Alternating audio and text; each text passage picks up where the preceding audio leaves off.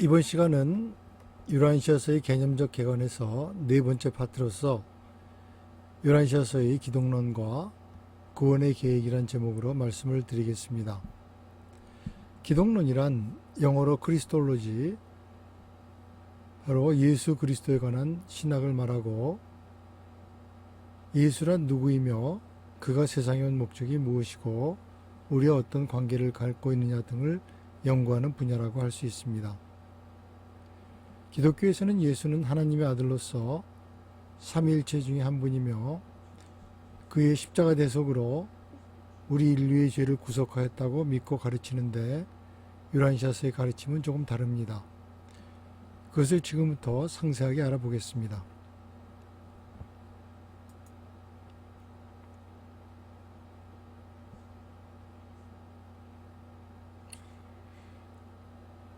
예수가 육신화하기 이전의 진정한 상태.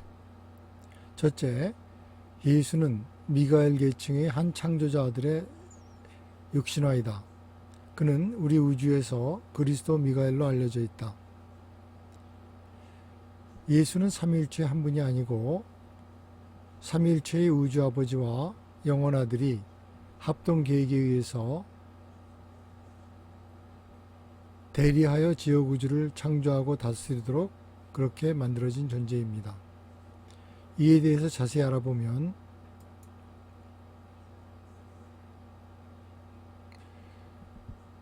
A. 창조자 아들은 우주 아버지와 영원 아들에 의해서 창조되었다.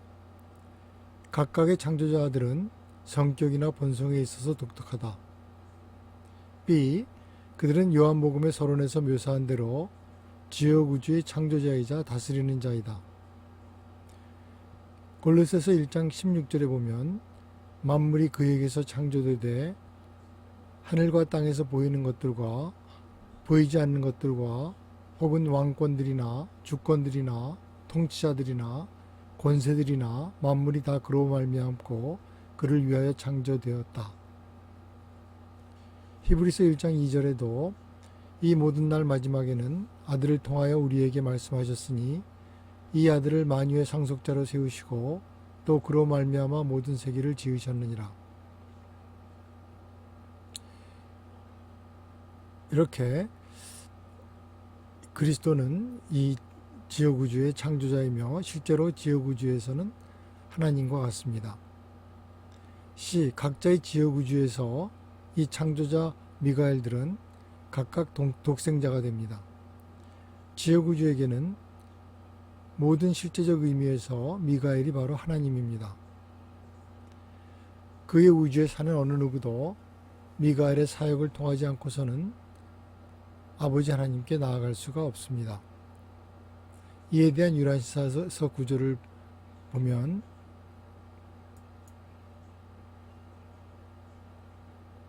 지역 우주 운명을 주관하는 창조주 혹은 주권 아들들은 파라다이스의 우주 아버지와 영원 아들 두 분 모두를 대신한다. 이 우주 아들들은 아버지의 이름으로 예배를 받으시고 그들 각자의 창조계를 통해 정언하는 주체들의 간청에 귀를 기울인다. 지역 우주의 자녀들에게 한 분의 미가엘 아들은 모든 실제적 의도와 목적에 있어서 그들의 하나님이다. 그는 우주 아버지와 영원 아들의 지역 우주에서의 인격화이다. 유란시아서 5편 3장 6절.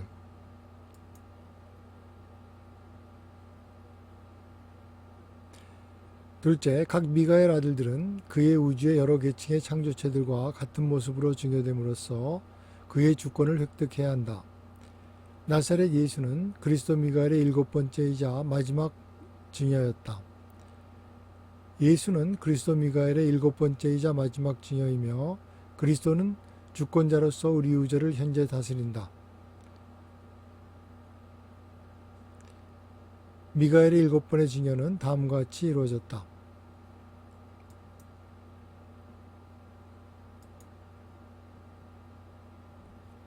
피조물의 여러 가지 다른 계층의 삶을 살아봄으로써 창조자 아들은 다른 방식으로는 얻을 수 없는 체험을 얻습니다. 영원 아들 자신도 그가 태고 쪽 하보나 일곱 회로에서 각각 삶으로서 모범을 보였습니다.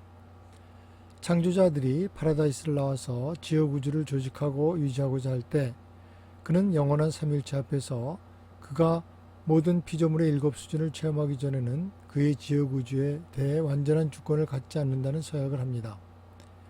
초우주 각각의 이쪽부터 계신 이들은 이 서약을 추인합니다.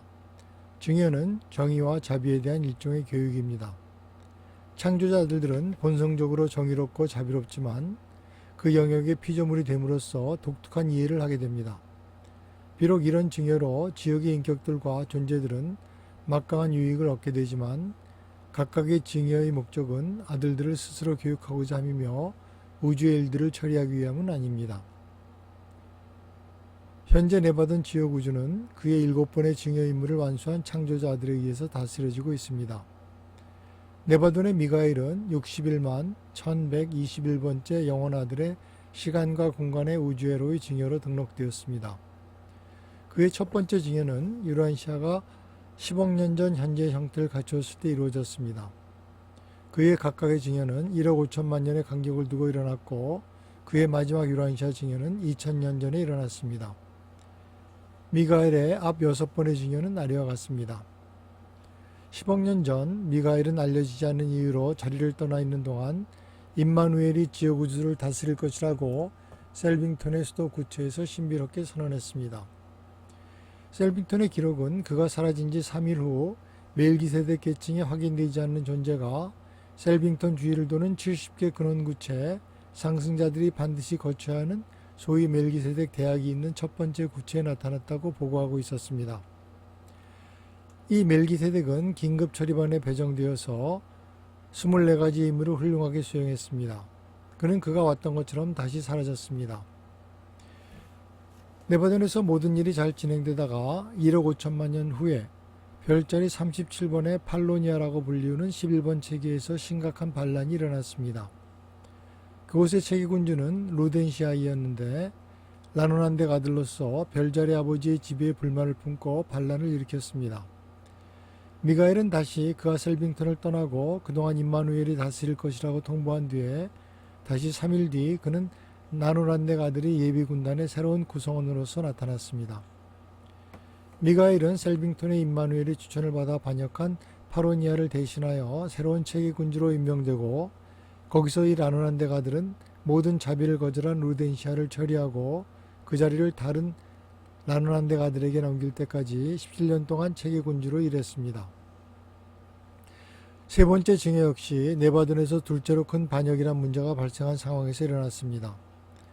셀빙턴에서 사라진 뒤 사흘 후에 별다른 발표 없이 셀빙턴의 임마누엘과 유보사 이쪽부터 계신 이의 인가를 받은 이상한 물질 아들이 61번 별자리 87번 체계의 사령부에 나타났습니다. 체계군주는 즉시 반역한 지배자를 대신하여 그를 217번 행성 영주대리로 임명했습니다. 한 세대 동안의 작업을 통하여 이 영주 행성 대행자는 초기 행성의 상태를 회복했고 행성을 평상적인 우주회로와의 소통 상태로 복귀시켰습니다. 그가 떠난 뒤에 다른 물질 아들과 물질 딸들이 행성에 왔습니다. 네 번째 증여로 미가엘은 셀빙턴을 도는 70개 근원구체 중의 하나인 세라핀 본부에 나타났습니다. 거기서 비록 신분을 드러내지 않고 지역우주 시간으로 40년 동안을 세라픽 교사로 일한 뒤 마침내 네바돈 지역우주 3번 별자리 84번 체계 462 행성의 3일째 교사들로 일했습니다. 점차 그는 우주생에 있어서 점점 낮은 존재로 내려갔고 가브리엘이 셀빙턴의 임마누엘과 육신화한 미가엘의 연결을 담당했습니다. 다섯째 증여는 유란시아 시간으로 약 3억 년 전쯤에 오르본턴 초우주의 수도 유보사에서 필사자 기원의 상승 여행자로 번호가 부여되지 않는 영필사자 하나가 나타남으로써 일어났습니다. 유보사에서 이 영필사자는 오르본턴 초우주의 여러 다른 부분에서 온 영화된 상승자의 생애와 비슷한 생애를 추구했습니다. 여섯 번째와 일곱 번째 증여는 예고되어 있었습니다. 그는 5번 별자리의 지고자 아버지의 거처에서 모른시아 필사자로서 살 것이고 그의 경험이 끝났을 때 그는 필사 육체를 가진 인간으로서 진화 세계에서 삶을 살게 되어 있었습니다.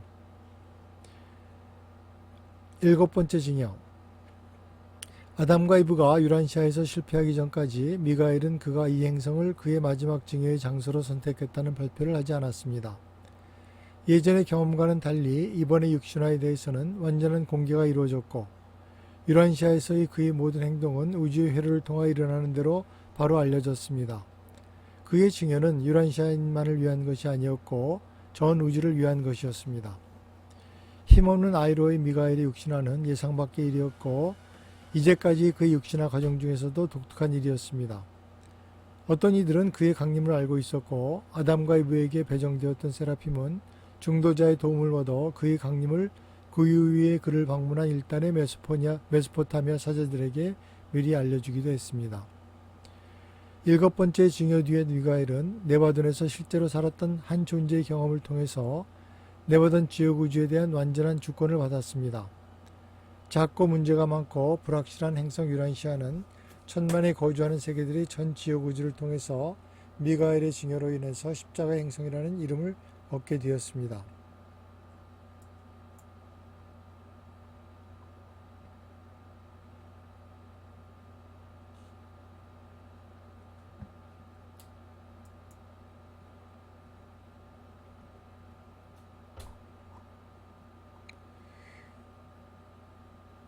유란시아스의 삼위일체는 우주아버지와 영혼아들과 무한영으로 되어 있는데 여기서 이야기하는 아들은 예수 그리스도를 가리키는 것이 아닙니다. 유란시아서는 기독교 신학이 삼위일체의 구성원인 영혼아들과 네바돈 지역우주의 통치자인 미가엘 예수를 혼동하여 많은 오해가 생겨났다고 이야기하고 있습니다. 유란시아에서 밝히고 있는 삼위일체의 구성원은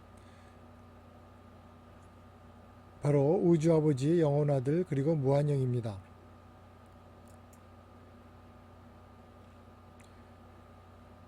나사렛 예수로서 우리 행성에 수여된 그리스도 미가엘.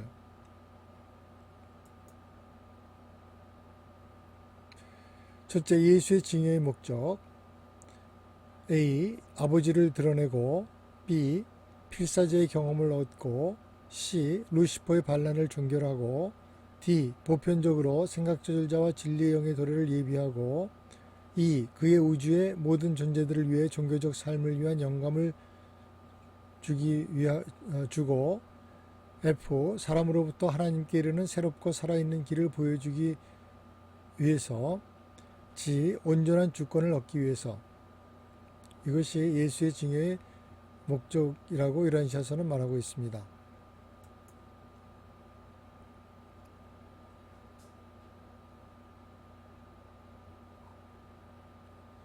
예수의 생애 중요한 사건들을 잠시 살펴보겠습니다. A. 예수는 기원전 7년 8월 21일에 태어났습니다. B. 예수의 초기 교육과 훈련은 집과 회당에서 받았습니다. 회당 학교를 13세 때 졸업하고 그의 나이 14세 때 아버지 요셉이 건축 현장 사고에서 사망함으로써 예수는 홀로 그의 가족을 부양하고 돌보아야 했습니다. C. 15살인 나이부터 26살까지 가족의 가장 역할을 했으며 그의 뒤를 이어서 그의 동생 제임스가 가족 책임을 맡았습니다. D. 27살부터 32살까지 예수는 로마 제국과 카스피의 지역을 두루 다니면서 개인적으로 사적인 사역을 하였고 세베대의 배 건조장에서 배 만드는 일도 하였습니다.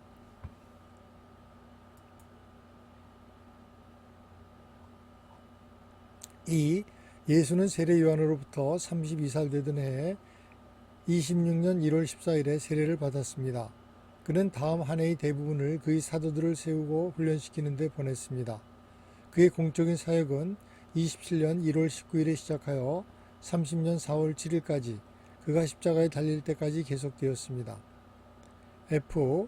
30년 4월 9일 예수는 필사자들이 죽음의 잠에서 일어날 때 갖게 되는 모론시아 상태로 무덤에서 나왔습니다. G. 그의 부활 후 예수는 세상에서 인간들에게 19번 출현했으며 그의 승천은 30년 5월 18일에 일어났습니다.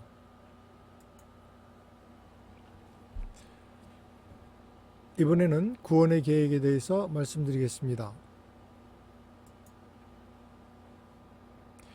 예수의 십자가상의 죽음은 아담의 죄나 혹은 인간의 가상에 추정된 죄를 대속하기 위함이 아니었습니다. 예수가 구원자인 것은 맞지만 대속자나 속죄자는 아닙니다. 이에 대한 유란시아서의 구조를 보겠습니다.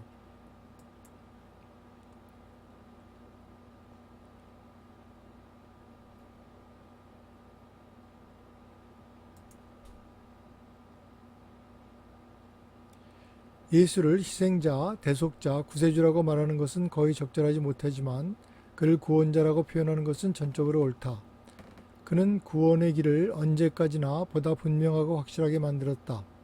그는 내받은 지옥 우주들 안에 있는 모든 세계들의 모든 필사자들에게 구원의 길을 더욱 낮게 그리고 확실하게 보여주었다. 유란시아서 188편 4장 7절.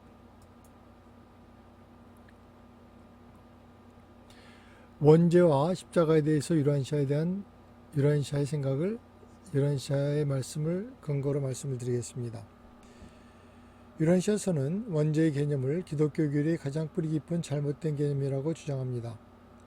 하나님이 먼 옛 조상의 죄로 인하여 인류를 향해서 복수심을 품는다는 생각은 예수의 가르침과 정면으로 배치되는 것입니다.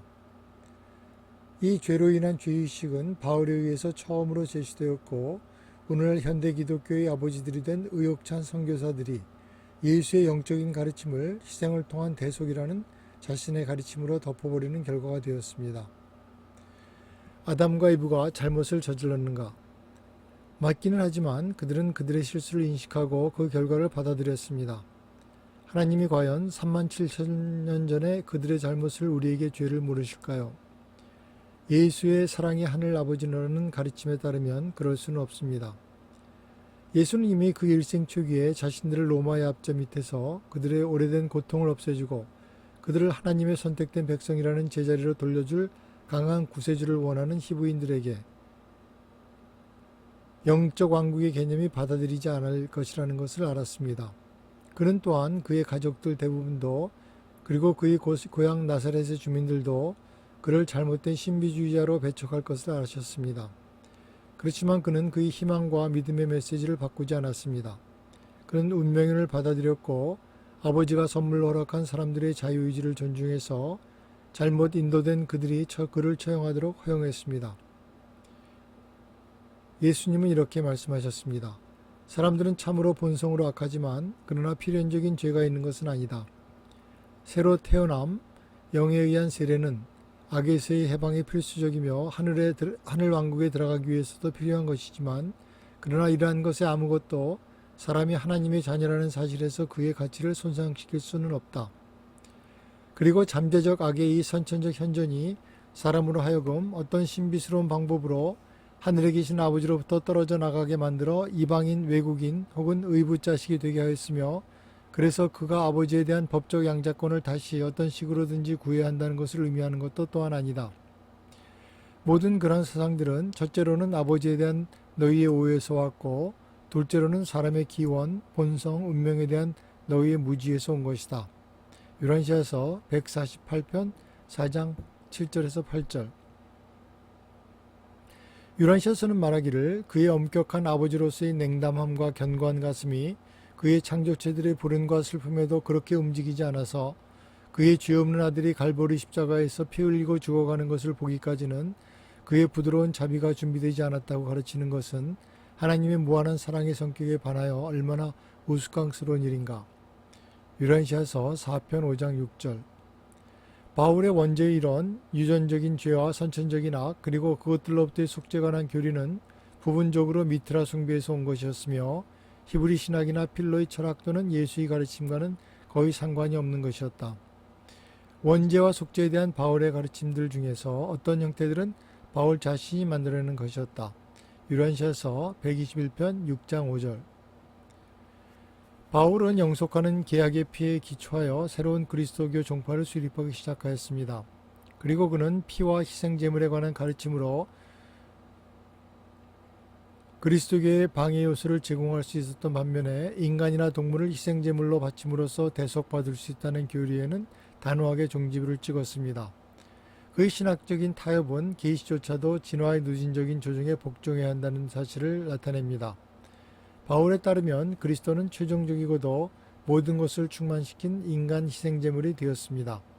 신성한 재판관 바로 하나님은 이제 충분히 그리고 언제까지나 만족된 것입니다.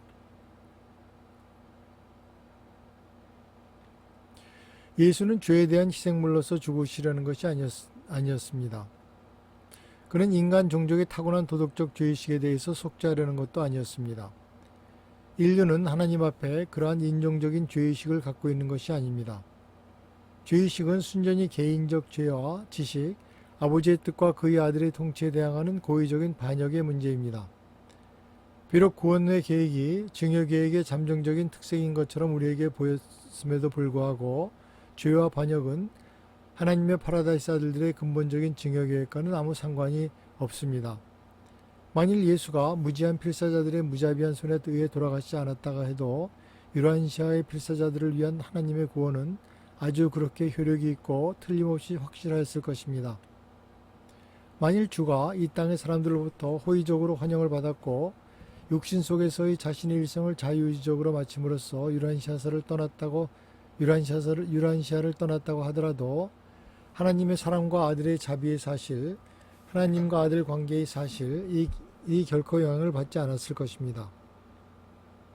필사자들은 하나님의 아들들이며 우리의 개인적인 체험 속에서 그러한 진리가 실제로 되기 위해서 오직 한 가지가 요구됩니다. 그것은 바로 우리가 영으로 태어나는 신앙입니다. 유란시아와 마찬가지로 다른 세계들에서도 인간 예수가 골고다의 십자가에서 돌아가시는 장엄한 광경에 필사자들이 감동하였으며 한편 그것은 천사들에게 최고의 헌신을 야기시켰습니다. 십자가는 그의 동료들의 구원과 행복을 위해 그의 생명을 헌신하는 거룩한 봉사의 높은 상징입니다. 십자가는 죄 많은 죄인을 대신하여 하나님의 무죄한 아들의 희생과 그리고 성내신 하나님의 진노를 가라앉히기 위한 상징이 아니라 지구와 광대한 우주에 걸쳐 그것은 악에 대한 그들의 선한 증여와 그리고 바로 사랑의 헌신을 하여 그들을 구원하였다는 상징으로 언제까지나 서 있습니다. 십자가는 비록 십자가에서의 죽음과 같은 죽음의 경우에도 최고 형태의 사심없는 헌신, 전심으로 헌신하는 봉사의 의로운 일생을 한껏 증여하는 세상의 헌신의 상징으로 서 있습니다. 그리고 예수가 증여한 일생의 이 커다란 상징의 바로 그 모습이 진실로 우리 모두에게 나아가서 그와 같이 행하는 것을 원하도록 고무시킵니다.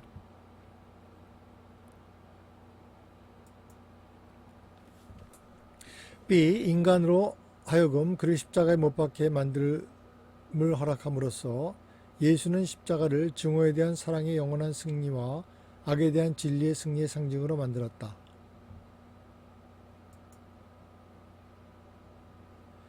십자가 위에서의 이 죽음의 승리는 그를 공격하는 사람들에 대한 예수님의 태도의 정신 속에 모두 요약됩니다. 그가 아버지여 자기들이 무엇을 하고 있는지 저들이 알지 못하니 저들을 용서해 주십시오라고 기도하였을 때 십자가가 악에 대한 진리의 승리와 미움에 대한 사랑의 승리를 영원히 상징하도록 만드셨습니다. 그러한 사랑의 헌신은 광대한 우주 전체에 널리 퍼져나갔으며 제자들은 주님으로부터 그것을 발견하였다.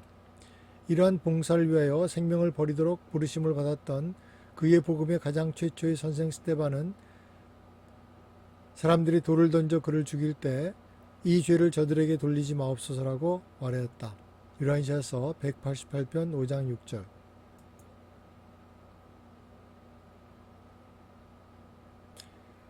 십자가는 동료 인간들에 대한 봉사에 그의 생명을 기꺼이 바치려 했던 분을 드러내는 것이기 때문에 사람 안에 있는 최선의 성품에 대하여 최상의 탄원을 호소하는 것이다. 그 어떤 사람도 그가 그의 친구들을 위하여 그의 생명을 기꺼이 바치려고 했던 것보다 더 큰 사랑을 가질 수는 없다.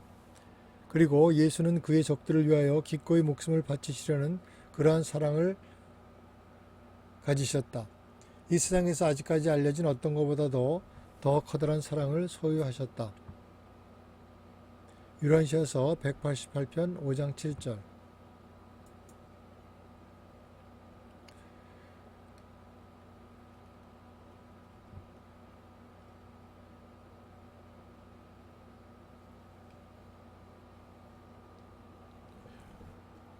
예수님이 구원자로서 우리를 구원하신 그 내용에 대해서 우리를 무엇으로부터 구원하셨는지에 대해서 말씀을 드립니다.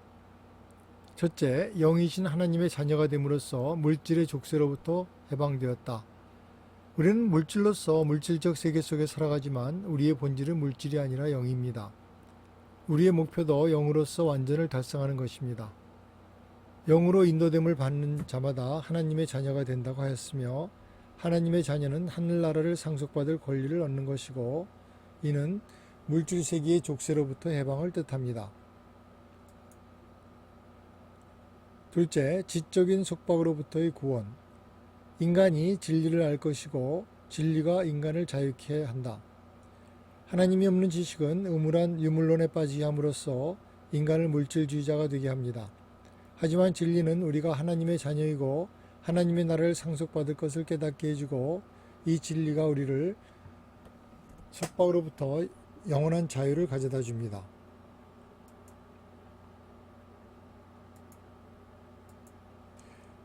셋째, 영적 눈멀음 상태에서의 구원. 필사자들이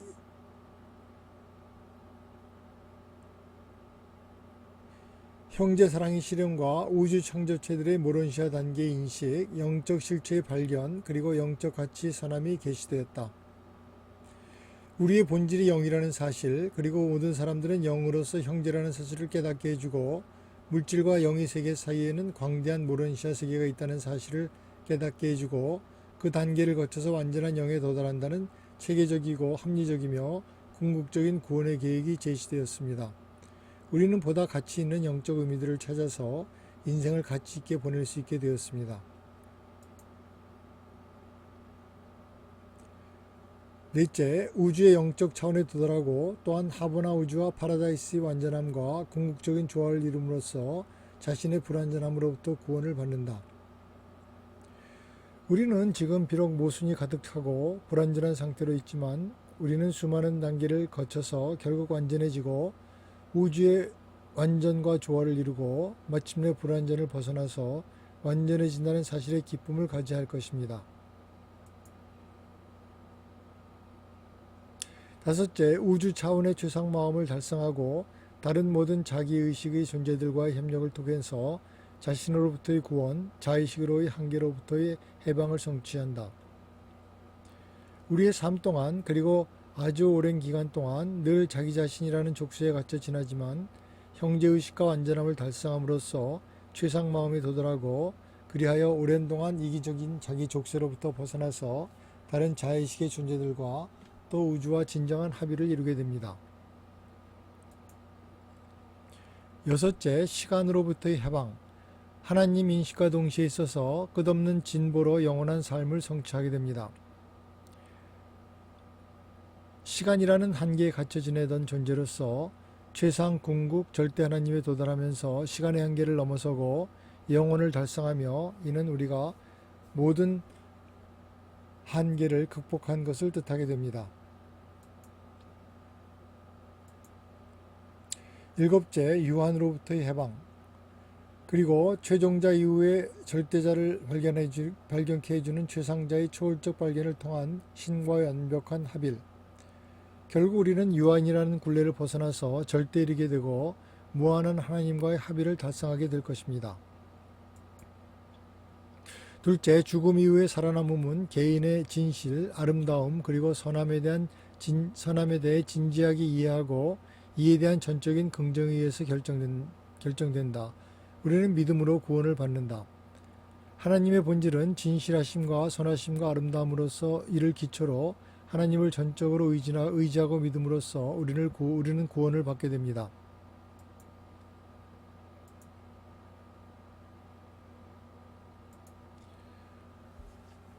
셋째, 죽음은 그것에 의해서 우리가 동물 기원의 물질 존재에서 영적인 존재로 즉시 변화하는 마술 같은 것이 아니다. 우리는 우주에서 진화적인 성장과 경험을 점차로 계속해 나간다. 전 우주는 죽을 수밖에 없었던 존재를 완벽히 이르게 하는 거대한 학교이다. 이에 대한 유란시아서의 구조를 하나 보겠습니다.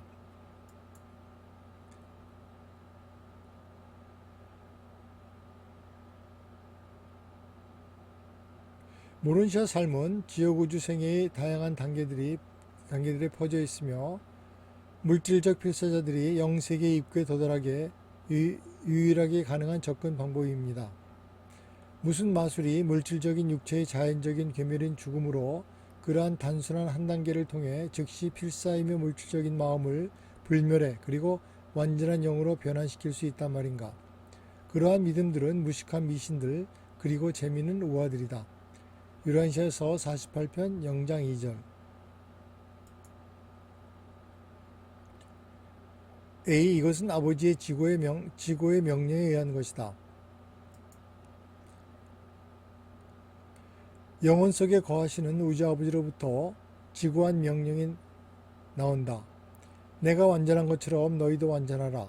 사랑과 자비를 갖고 파라다이스의 전령들이 이 신성한 권면을 전 시대를 통하여 전 우주를 통하여 전달한다. 그렇게 낮은 동물 기온의 유란시아 인간들에게 조차도.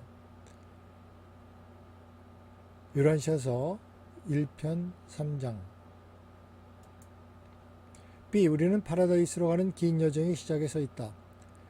우리 행성에서의 삶을 시작으로 우리는 파라다이스를 향한 긴 여정을 시작하였습니다. 이 행성에서의 비교적 짧고 격렬한 시험 뒤에 우리는 죽음을 거쳐서 흥미진진한 모험적 여행을 계속할 것입니다.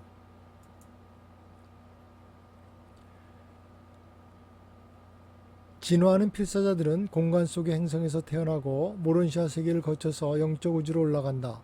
하보나 구체들을 거쳐서 하나님을 찾아내고 파라다이스에 도달하여 최후 존재의 단체에 속하게 된다.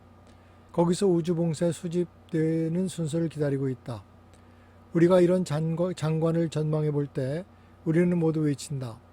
공간 속의 물질 아들로서 시간의 동물 기원 존재인 우리에게 이런 영광의 운명이 주어지다니. 유란시아서 31편 10장 10절. 넷째, 모든 불안전과 고난과 그리고 실망스러운 인생에도 불구하고 우리 앞에는 한없는 기대와 제한 없는 진보와 끝없는 봉사의 거대한 기회가 있다. 유란시아의 모든 혼돈과 수동은 파라다이스 통치자에게 다른 방식으로 이 모든 일들을 처리할 능력이나 관심이 없다는 것을 의미하지 않는다. 창조주는 유란시아를 진정한 낙원으로 만들 수 있는 능력을 가지고 계신다. 그렇지만 그와 같은 에덴 동산은 고뇌와 필연의 시련 사이에서 하나님이 연마시켜서 이루려는 강하고 고상하고 그리고 풍부한 체험의 인격자들의 발전에 기여하지 못할 것이다. 너희들의 근심과 슬픔, 너희들의 시련과 실망은 너희 구체에서 신성한 계획의 일부이며 완전한 우주와 모든 세계들의 지고의 목적에 무한히 적응하고 최상의 완벽을 추구하는 과정의 일부이다. 유란시아서 23편 2장 5절.